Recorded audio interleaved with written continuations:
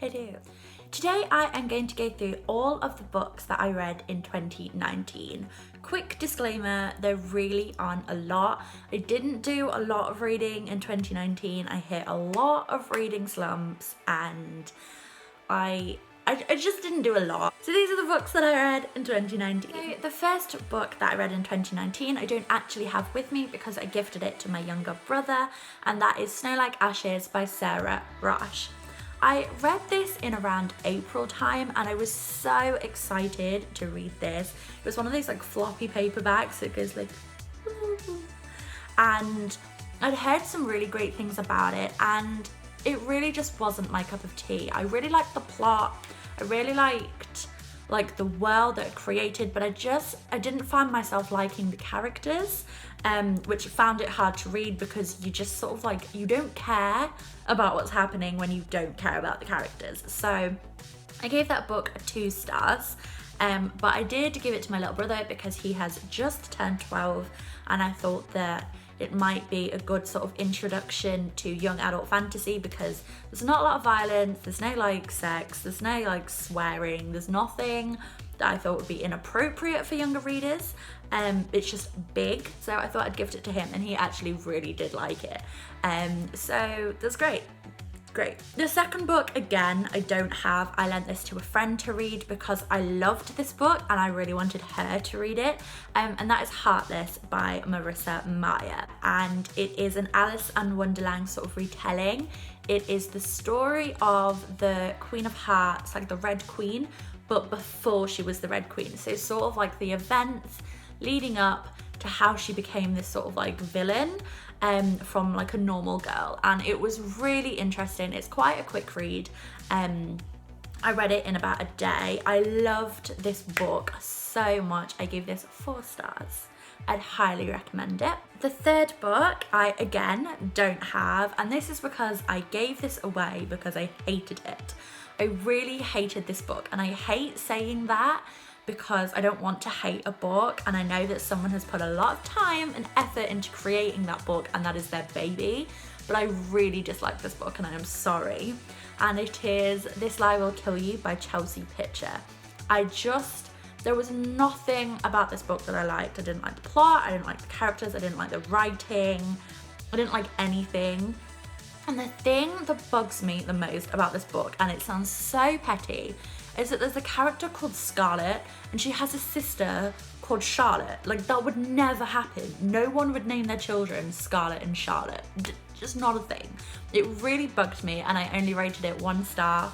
And literally the last 3 chapters, I was like just skipping through. I basically skim read them because I didn't want to read them anymore. I just wanted the book to be over. The 4th book I do have, and it's got a beautiful cover, and this is The Loneliest Girl in the Universe by Lauren James. This cover is stunning. I absolutely love it, and that's partially the reason that I picked it up. But this book is about a girl called Romy who is on a spaceship on her own, and it's a very slow spaceship and it's traveling to a destination, and it has been traveling there for a long time and she's been alone. And then she gets a message that says that there is another ship that is faster and it is coming to join her basically. And you know, this is quite interesting because she's been alone for a long time, and it's sort of about how she feels towards this other person who, like I said, she's had no contact with people, so it's sort of the relationship that she builds with this person and sort of how she imagines them in her head. And like the last line of the blurb is, sometimes there's something worse than being alone. But yeah, so this was a really, really good read. It was quite quick. It's quite a short book. It's only, I don't know, how many pages? Just under 300, 290. So it was quite a quick read.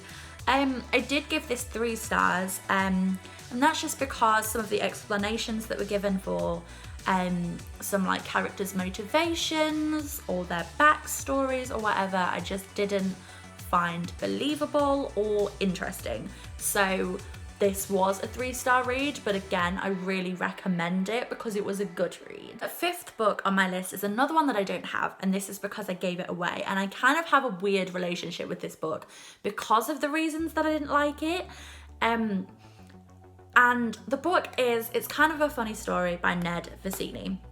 If you didn't know, Ned Vizzini is an author who's written a lot about mental health, and unfortunately he took his own life due to depression, so it's something that he clearly understands. But I found some aspects of this book maybe not glorifying mental health, but maybe downplaying it a bit, in the sense of like, basically the main character is in a mental health facility, so like a mental hospital kind of thing, and I just found that the characters that he was in there with were so like fun, and like they might have had schizophrenia, but they would say funny things, and like maybe they were like drug addicts, but they were like cool. And I don't know, I just found that the mental health was maybe just sort of seen as a cool thing and didn't really focus on the negatives of mental health. So for me, I just found it not the book that I was expecting to read. But that being said, I did find the way the main character described their mental health experiences really accurate, the way that like they described depression and how it feels, and how just I loved that part of it. There were parts of the book where I literally like I got my boyfriend over and said, read this, like that's how depression feels, like that is just the perfect way of describing it, and I loved that about this book. I just found that the main chunk of the book and the actual plot wasn't my cup of tea. Hello, it is Editing Annie, and I just realised I completely forgot to say what rating I gave It's Kind of a Funny Story, so I'm just popping on to say that I gave it 2 stars. The next book on my list, again, I gave this one away because I didn't enjoy it, and that was Opposite of Always by Justin A. Reynolds. This wasn't a bad book, it wasn't a badly written book, it just wasn't my cup of tea. I found it a bit repetitive, and I found that I didn't actually care about the outcome because I didn't really care about the main character. So I did only give this book 2 stars, I think.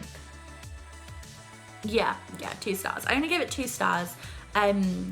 Again, I think that's more what I like in a book rather than it being a bad book. So I wish I hadn't picked this up because I don't want to give a book a bad review that wasn't a bad book, but like I said, I just don't think it was for me. So yeah, I gave this book away and I only gave that 2 stars. The next book I don't have, and that's because I gave it away as a recommendation. I really wanted one of my friends to read this, so I gave her my copy, and that is Evermore by Sarah Holland, and I gave that 4 stars. I loved it. So it is set in a world where time and blood are like bound.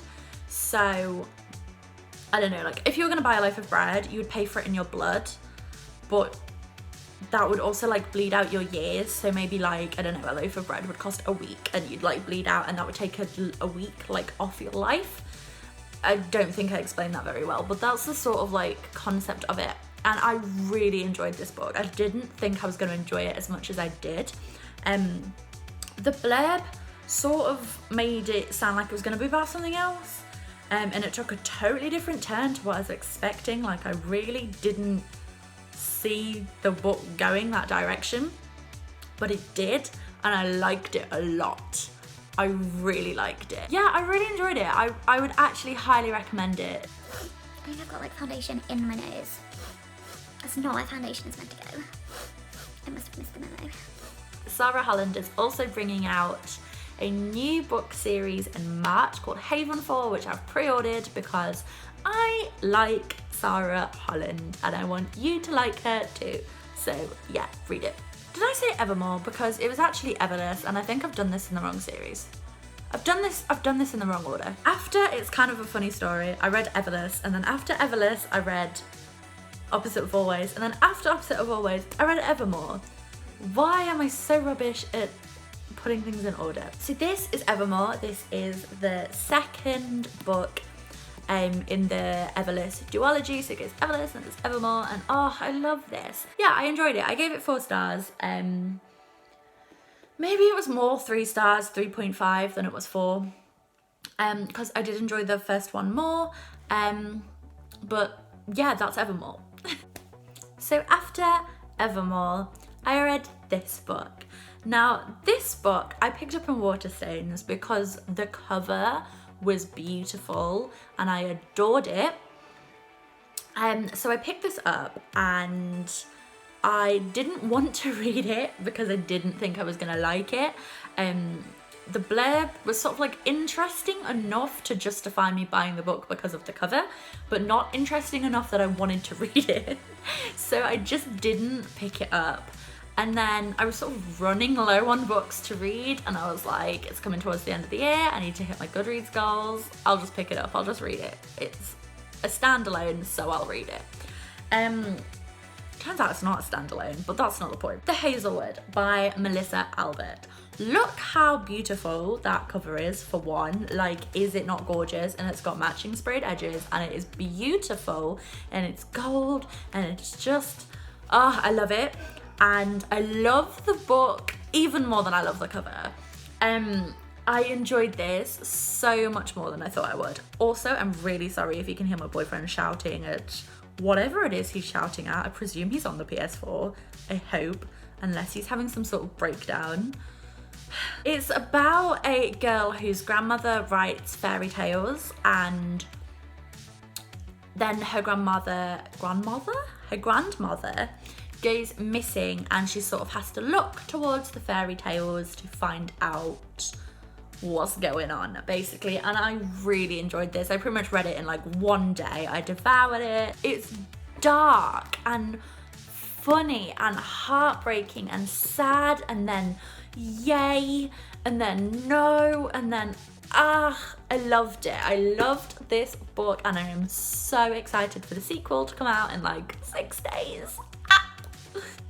Hi, it's Editing Annie again.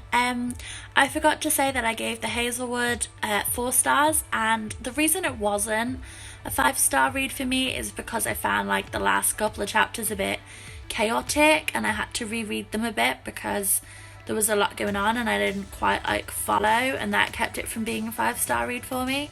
But other than that, it was a really good book, and yeah, it was 4 stars. I was running out of books to read, and most of the books on my bookshelf are series. So I was looking for a standalone, and although this book isn't a standalone, I wasn't really interested in reading the books after it. I wasn't really interested in reading this book at all, to be fair. To All the Boys I've Loved Before by Jenny Han. How cute is that though? It's just a cute little book. So I was kind of reluctant to read it. There's a man looking at me through my window. Please stop, this is my window. Goodbye. I was kind of reluctant to read it because it just doesn't really seem like my kind of book. But I read it and I loved it. I absolutely loved it. I absolutely loved this book. It was just so feel good and fuzzy and nice and everything that you want in a teen romance. And then because I loved it so much, I picked up the second one. And this is P.S. I Still Love You. And this was not as good as the first one. I just didn't enjoy it, and I don't know why. Well, I do know why, and I'm kind of gonna try and explain without spoiling either of the books. Okay, so on the blurb, this one sets out something that's gonna happen. So as the blurb does, it sort of gives you an insight to what's gonna happen. So you go into a book expecting that storyline to unfold, and a different storyline unfolded for maybe like the first half of the book. So all the time I was reading it, I was sort of like, so when does this happen? When's that gonna happen? And I'm sort of just reading it like, what? And then it sort of happens in the last quarter-ish. Like, and then that doesn't really leave enough time for it to be as significant as it was sort of made out to be on the blurb.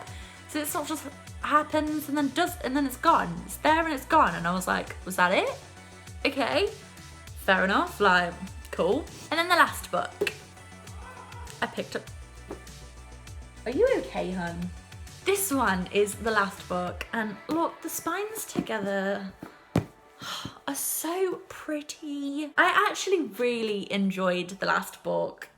Almost more than the first book, but not quite, because the first book still had that sort of like feel good factor fuzzy warm. Oh, I loved it, you know? It did it right.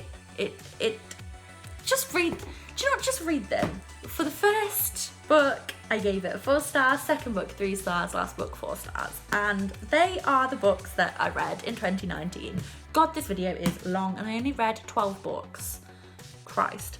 So yeah, that is this video and I will see you again soon. If you want more bookish stuff from me, then subscribe and give this video a like so I know that you liked it, and go follow me on Twitter and Instagram where I post other book things, and it's at Annie Page Reads, just like it is here. So yeah, I'll see you in my next video. Have a lovely day. Goodbye.